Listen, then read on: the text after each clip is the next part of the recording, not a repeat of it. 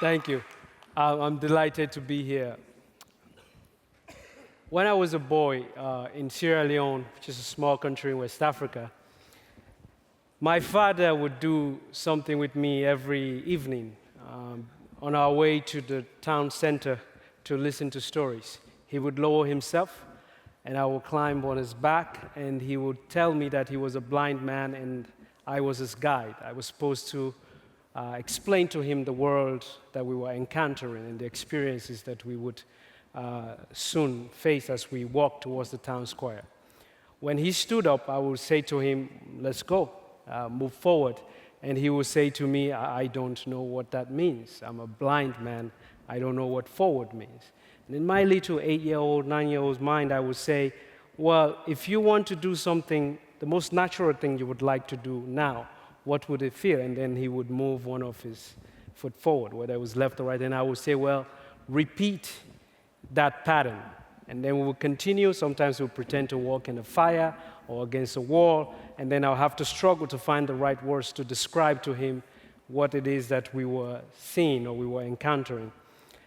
In addition to that, every evening my grandmother would also tell me stories, and she would say to me, I am preparing you for how to face the world, because she believed, and I believed in my tradition, that stories are medicine that are poured into you and given to you to strengthen you so that the wind of despair would not break you easily as you face the world. And of course, the world will taint all of us, whether we like it or not, one way or the other. So, this was my early upbringing, and Sierra Leone is a former British colony. I also went to school. I learned Shakespeare. I knew how to say, friends, Romans, countrymen, lend me your ears. Come to bury Caesar without knowing what it meant in the beginning, and much later on I learned about it. So this simple, beautiful life that I had as a child stopped when we had a civil war that started in the 90s up to 2002 when it officially ended. During that war, when it started, I was 12 years old. And as a boy, I lost my immediate family in that war. My mother, father, and 2 brothers were killed. I was the second born in a family of two boys.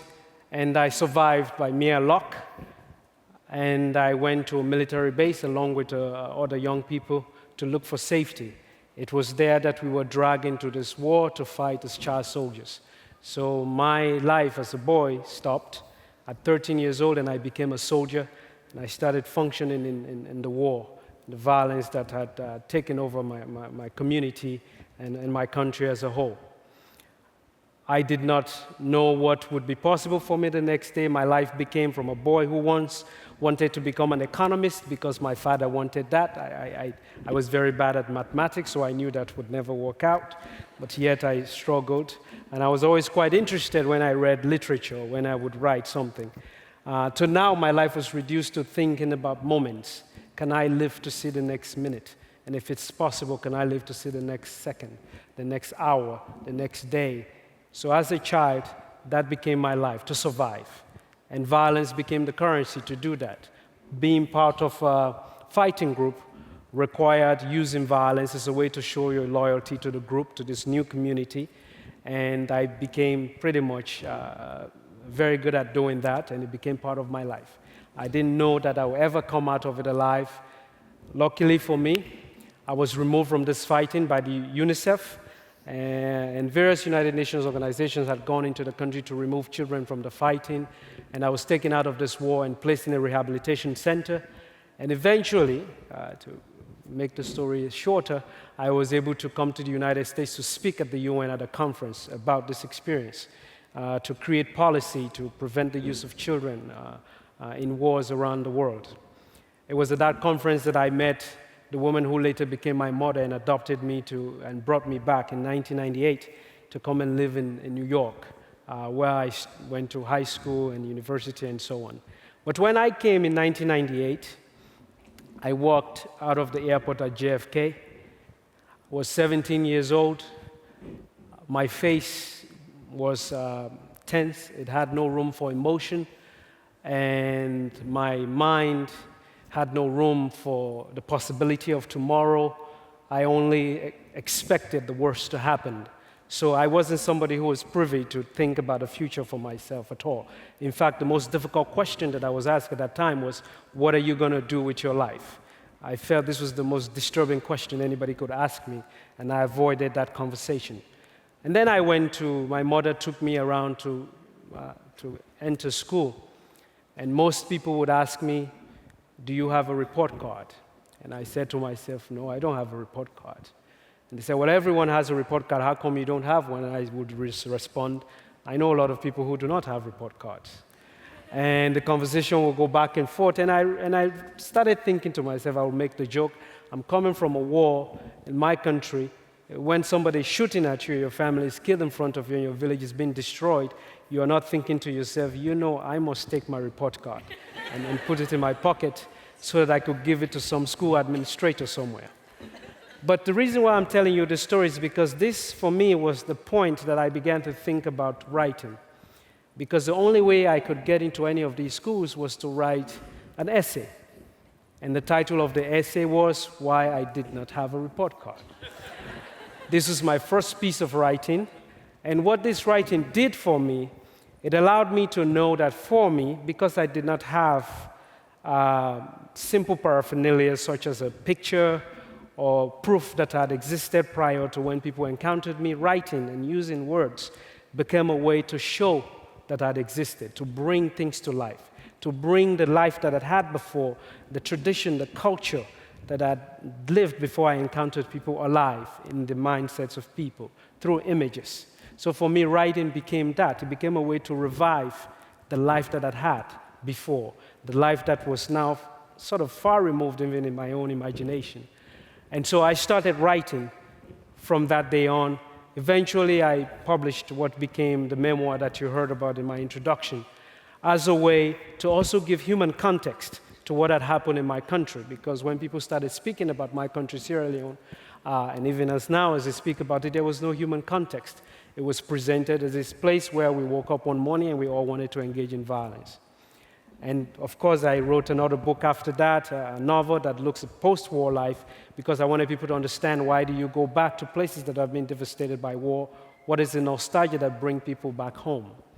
So for me, writing through literature, I've come to realize it is a way that I could bring people to understand our common humanity, to understand, to make a bridge to the next culture, to open a small window into understanding the other in such a way that you feel they could have been your brother, your sister, because oftentimes that is missing in the way situations are presented to us. And through this, I've come to put together a new series of ideas based on my own experience, transforming my own life, to show people that nothing is impossible. It is not easy to live, but it is not impossible either. To also have people understand that coming through violence requires remarkable intelligence, and that intelligence can be refocused and used differently for yourself, and also to assume a role in the world about what you can do for others. In my capacity, I now go through the United Nations and UNICEF to other places to participate in the negotiations to release young people from the same fighting, or similarly to the same fighting that I was in as a child. And this is always difficult because it brings back memories for me, but also it allows the young people that I encounter to know that they can transform their lives into something else. But of course, this requires opportunity. One of my friends, who's actually an ex-Marine, wrote a book, and he has a quote in it that I'd like to use, which is that talents are universal, opportunities are not. And that's the only difference between myself and the kid who could still be fighting in the jungles in Colombia, in Congo, or any other place. I was able to have real opportunities that allowed me to discover my own intelligence and use it for a purpose. Which brings me to the other point that I want to use literature to espouse to people, which is this idea that there are all kinds of intelligence.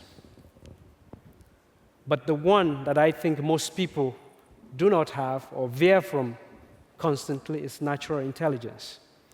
All of us can acquire or attain book intelligence. We can read a book and understand certain things about it.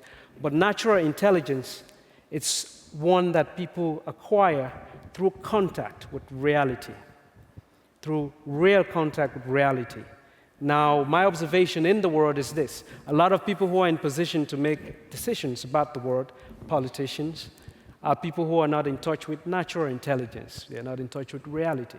So when they make decisions, they're based on a series of theories that are not applicable when you get on the ground or when you go wherever you want to impact the lives of other people. In my life, I've seen that. For example, when I came out of the war and people would look at us, former child soldiers, and they only expected violence from us. And so when they looked at us, they only recommended for us to become plumbers, electricians, mechanics, without even asking us, what do you want to do with yourself? So we were sitting there. I'm sure some of you have seen pictures of former child soldiers looking bored, and probably it was interpreted that we were traumatized, but we were bored and upset because we were thinking these people are belittling our intelligence.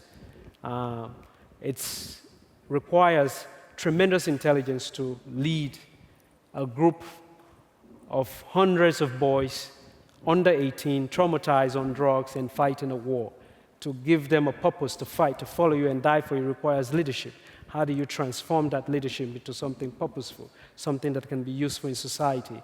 So for me, when I write, through my literature, I try to bring these ideas. I try to have people understand that nowhere in the world we should belittle the intelligence of the other just because they don't have access to the same opportunities or they don't live in the same socioeconomic status as we are in society. If you were to encounter me in the battlefield in Sierra Leone or on the streets when I was running around the world, homeless in different places, in your widest imagination, you would not know that I could write a book or I would be able to even stand in front of you and be eloquent and give a talk, or none of these things at all. But here I am, standing in front of you. If somebody would have ignored that possibility, I wouldn't be here. And so the last point that I want to make that I've learned is that all of us, whatever opportunity we have, we must also use our lives for others. Because it is only when we stop to do that that we make a tremendous difference in the world. Our lives, I believe, are only valuable if we can use it for others. The reason why I'm standing in front of you is because people did that. The person who went to negotiate my release from the rebel group, the woman who took me into her life and became my mother in New York City when everybody was afraid of me and only expected violence of me, allowed me to see myself again, to reignite the passion that I had within me, to reignite my own humanity, to know that I could be possible and I could be able to do something else with my life. Thank you very much for having me here. Thank you.